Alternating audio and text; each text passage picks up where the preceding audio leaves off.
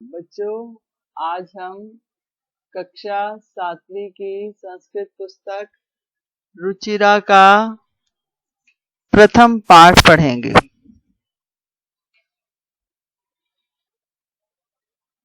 प्रथम पाठ है सुभाषितानि।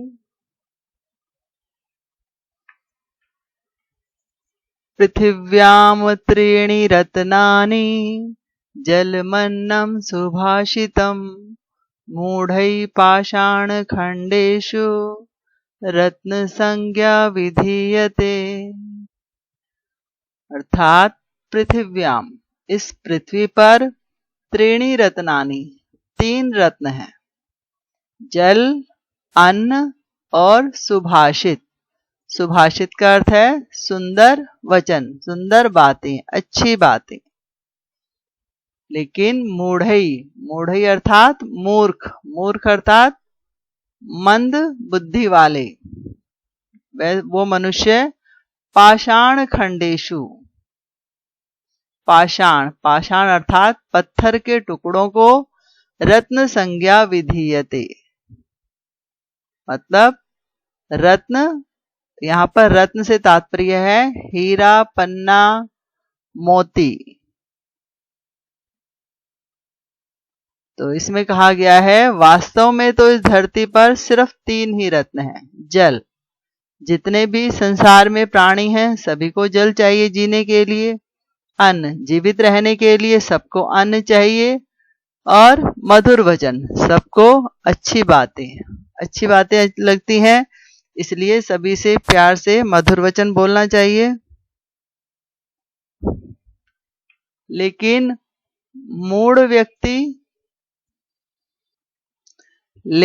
मूढ़ व्यक्ति पत्थर के टुकड़ों को रत्न कहते हैं। दूसरा श्लोक है सत्येन धार्यते पृथ्वी सत्येन तपते रवि सत्येन वाति वायुश्च सर्वं सत्ये प्रतिष्ठितम्। अर्थात ये जो पृथ्वी है ये सत्य से धारण है, सत्य से ही पृथ्वी धारण की गई है।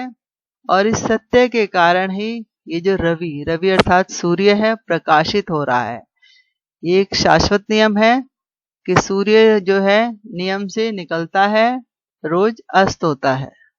इसी प्रकार सत्य से ही वायु, ये जो हवा है ये सत्य से ही प्रवाहित हो रही है, चल रही है। सर्वम सत्य प्रतिष्ठितम, इस प्रकार इस संसार की हर चीज सत्य में ही प्रतिष्ठित है।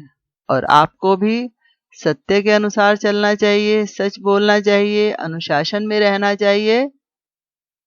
ये श्लोक आपको ये शिक्षा देता है। अगला है दाने तपसी शौर्ये च विज्ञाने विनये नये विस्म्यो नाहि कर्तव्यो बहुरत्न वसुंधरा।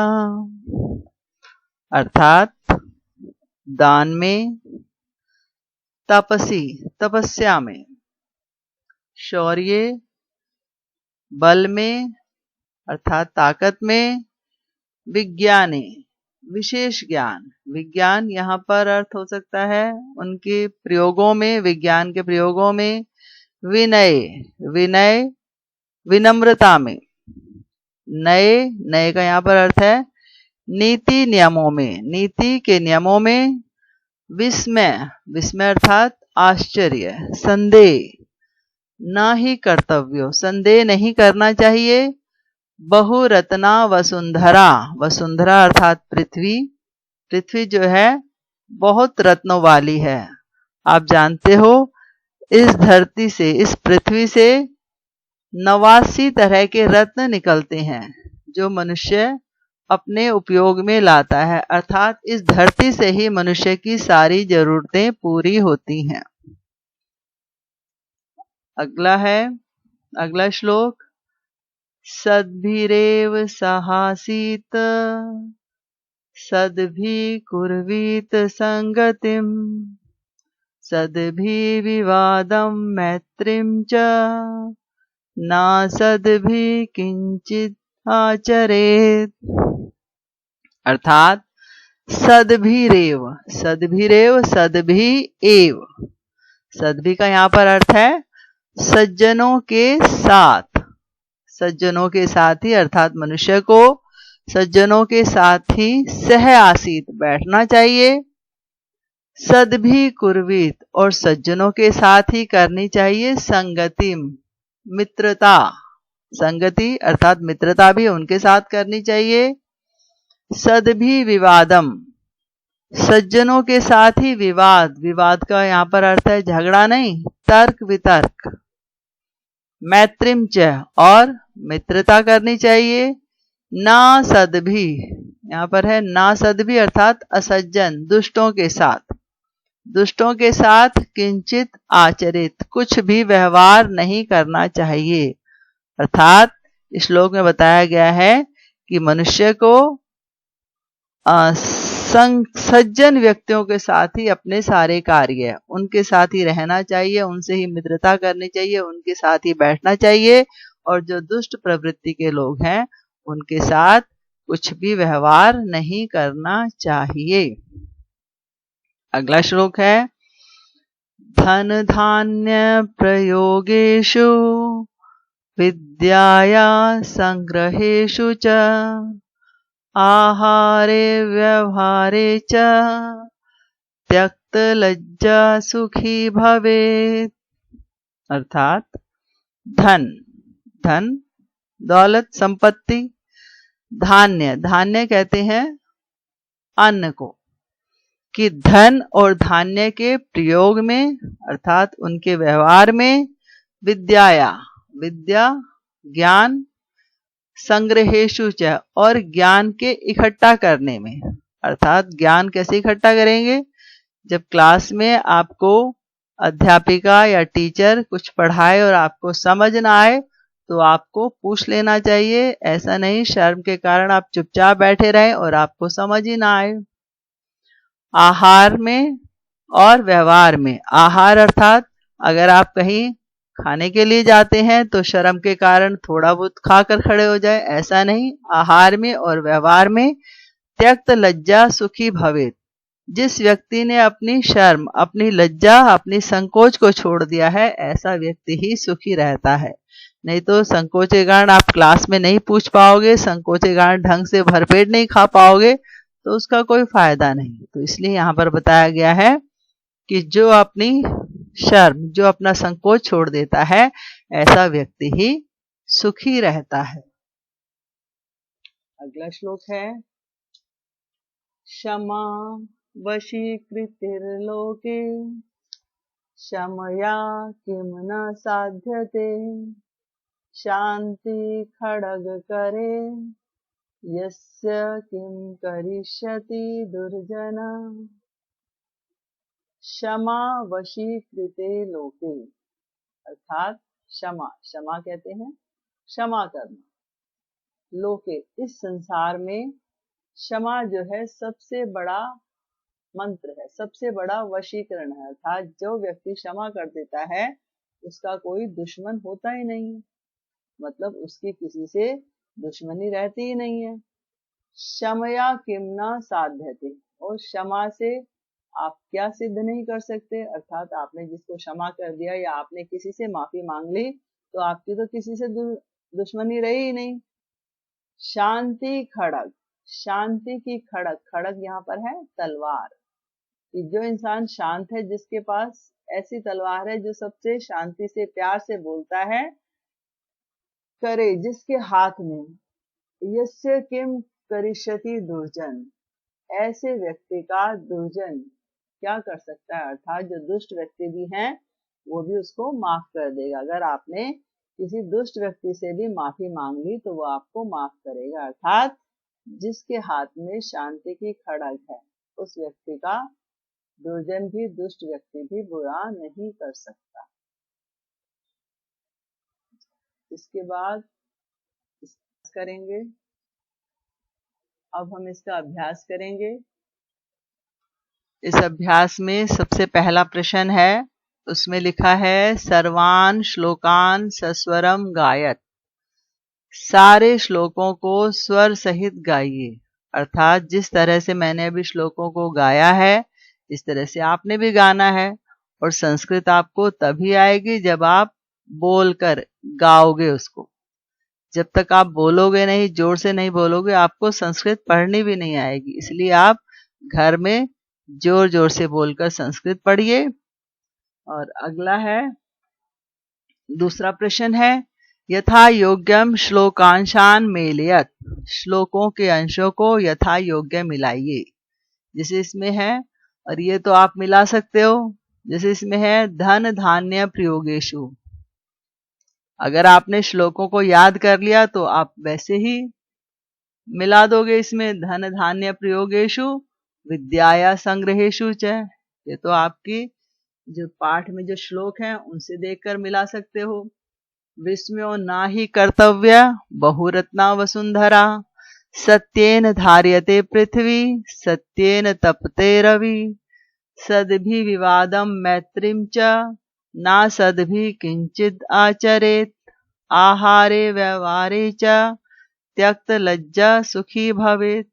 इस तरह से अगर आप गा के करोगे, जैसे आपको गाना याद हो जाता है और इसी तरह से आपको श्लोक याद हो जाएंगे। अच्छा, अगला प्रश्न देखिए। अगला प्रश्न है, तीसरा प्रश्न है, एक पदेन उत्तरत, एक पद में, एक शब्द में उत्तर देना है आपको इसका। पृथिव्याम कति रत्नानि, अभी आपने सबसे पहले श्लोक में पढ़ा था पृथिव्याम त्रीणि रत्नानि। तो आपने क्या लिखना है, जहां पर लिखा है कति कितने, कि पृथ्वी पर कितने रत्न हैं, इसका उत्तर है त्रीणि। मूढ़ै कुत्र रत्न संज्ञा विधीयते, मूढ़, मूर्ख जो है, किसको, मूर्खों ने किसको रत्न की संज्ञा दी है।